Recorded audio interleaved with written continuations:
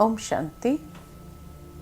भारत अध्यात्म प्रधान देश है जिसकी सभ्यता और संस्कृति बहुत ही श्रेष्ठ है, और ये श्रेष्ठ सभ्यता और संस्कृति हमारे त्योहारों में झलकती है।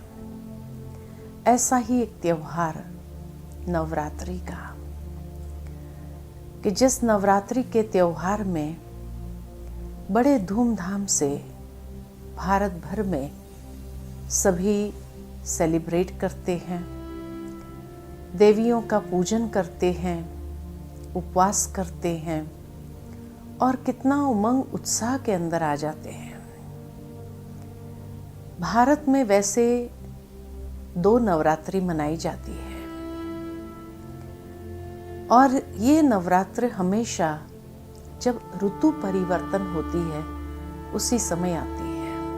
नवरात्रि अर्थात कोई 24 घंटे के दिन और रात्रि की बात नहीं है, परंतु जिस प्रकार श्रीमद् भगवद गीता में कहा हुआ है कि ब्रह्मा की रात्रि और ब्रह्मा का दिन, सतयुग त्रेता है ब्रह्मा का दिन और द्वापर कलयुग है ब्रह्मा की रात्रि। इसी प्रकार जब संसार में अज्ञानता की अंधकार रात्रि छा जाती है तो ऐसे समय पर ही परमात्मा भी इस संसार में शक्तियों की उत्पत्ति करते हैं, जिससे ये अंधकार अज्ञानता का समाप्त हो और मनुष्य जीवन में ज्ञान का प्रकाश फैल सके। और ऐसे समय पर ये त्योहार मनाए जाते हैं या उसका ये आध्यात्मिक भाव है। इसीलिए अक्सर सभी त्योहारों के साथ रात्रि का विशेष महत्व होता है, क्योंकि रात्रि के समय पर जब व्यक्ति तपस्या करता है, आराधना करता है, तो विशेष शक्तियों को, सिद्धियों को प्राप्त कर सकता है। तभी हर त्योहार रात्रि के साथ संबंध रखता है, चाहे वो दीपावली हो, होली हो, नवरात्र हो या शिवरात्रि हो। इन सभी का रात्रि के साथ बहुत गहरा संबंध है और ये रात्रि अज्ञानता की रात्रि को समाप्त करने वाली बात है। साथ ही साथ इन्हीं दिनों पर मंदिरों में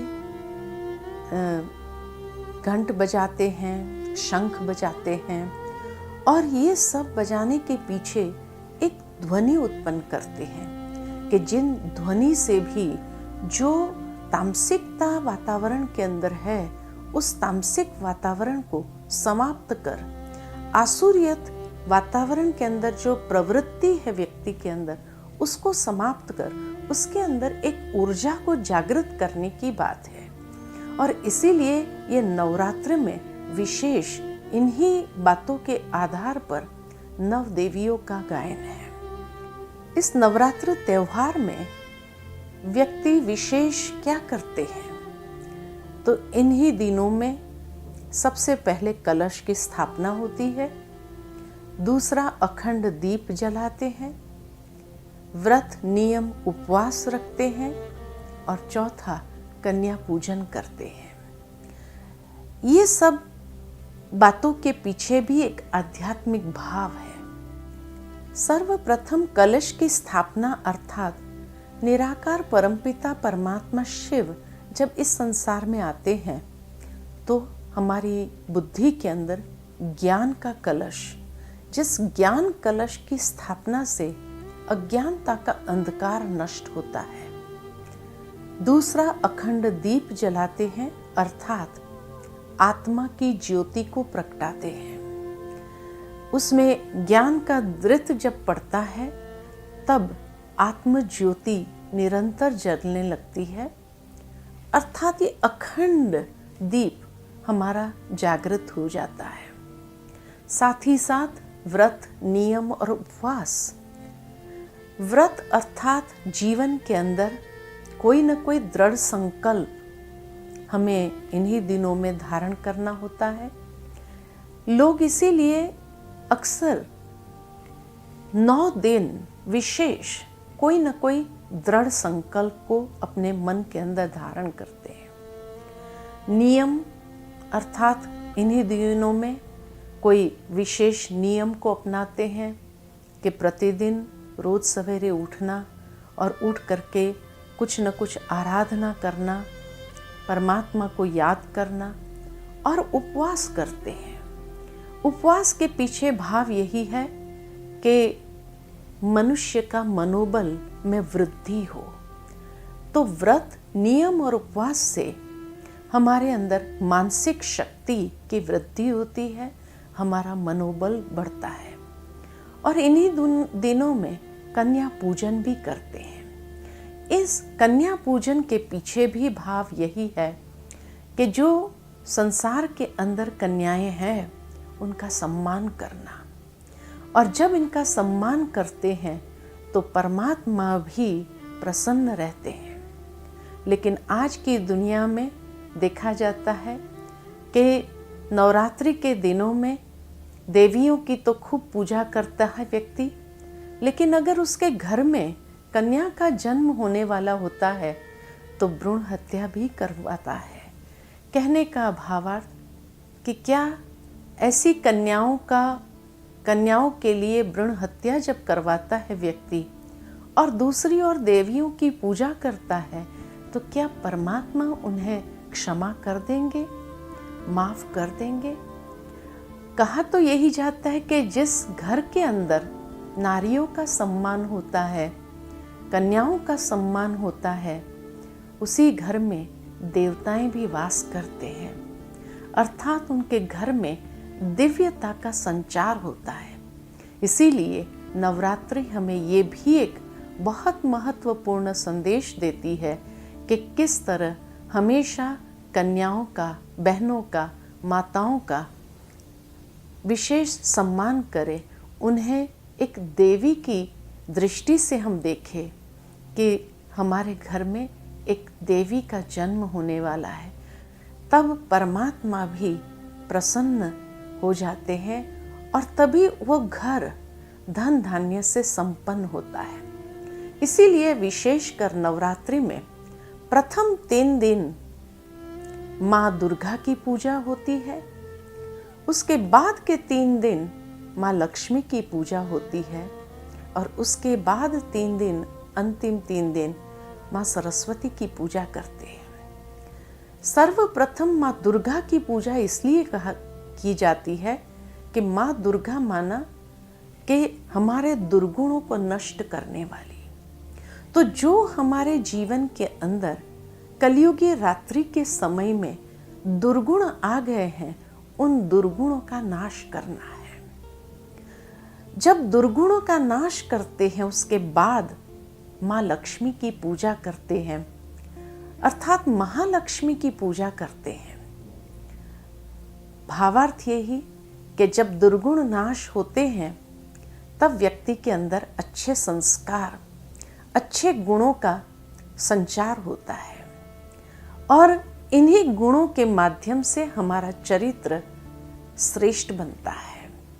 हमारे जीवन के अंदर श्रेष्ठ संस्कृति, श्रेष्ठ सभ्यता आने लगती है, और जहाँ श्रेष्ठ सभ्यता, संस्कृति, दिव्यता का संचार होता है, वहीं माँ लक्ष्मी की पधरामणी होती है। अगर व्यक्ति के बुराई के जीवन के अंदर अगर माँ लक्ष्मी की पधरामणी हो तो कहीं न कहीं वो धन का दुरुपयोग होता है, जो व्यक्ति को रसाताल में पहुंचा देता है या व्यक्ति का सर्वनाश करने के निमित्त भी बनता है। लेकिन जहाँ श्रेष्ठ सभ्यता, श्रेष्ठ संस्कार का सिंचन होता है, दुर्गुणों का नाश होता है, और तब अगर माँ लक्ष्मी का आवाहन हो तो वो उसके जीवन को और उन्नति की ओर ले जाती है, उसका जीवन भरपूर हो जाता है। उसके बाद माँ सरस्वती का पूजन होता है। भावार्थ ये, जहाँ श्रेष्ठ संस्कार हो, दुर्गुणा का नाश हो, वहीं अगर धन व्यक्ति के जीवन में आए, सद्गुणों का धन, श्रेष्ठता का धन और अच्छाइयों का धन उसके जीवन में जब व्याप्त होने लगता है, और ऐसी भूमि में अगर माँ सरस्वती यानी ज्ञान का संचार होता है, तो व्यक्ति जीवन के अंदर कितनी उच्चता को प्राप्त कर सकता है।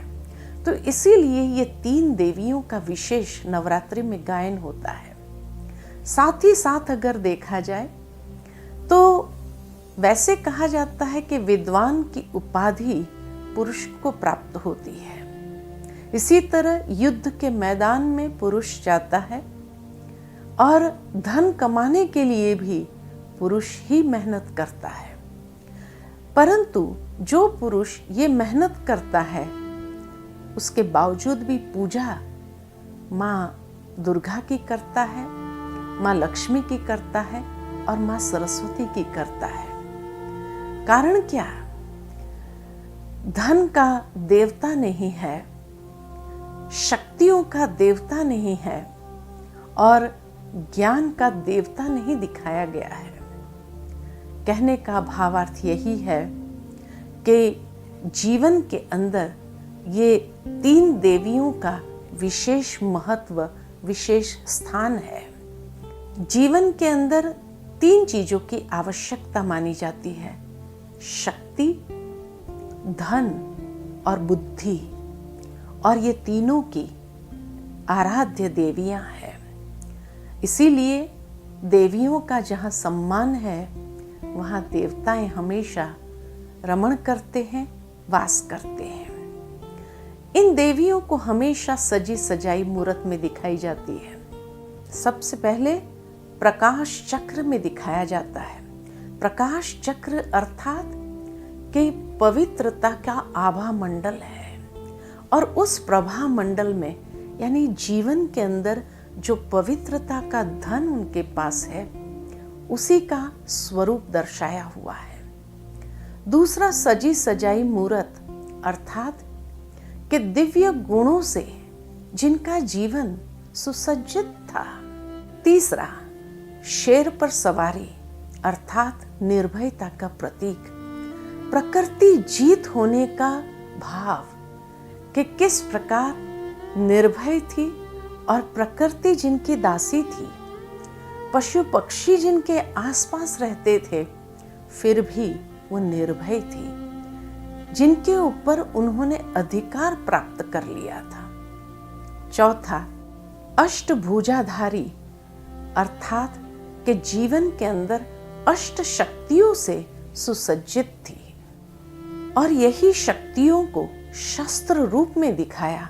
इसीलिए अष्टभुजा में अष्ट शस्त्रधारी उन्हें उस स्वरूप में दिखाते हैं। तो आइए इसी भाव से आज हम नवरात्रि को सेलिब्रेट करेंगे, नवरात्रि को मनाएंगे, अर्थात श्रेष्ठ संकल्पों को धारण करते हुए अपने जीवन चरित्र को श्रेष्ठता की ओर ले जाएं और दुर्गुणों का नाश करते हुए ज्ञान धन को अर्जित करें, बुद्धि के अंदर बल को और शक्ति का संचार करें।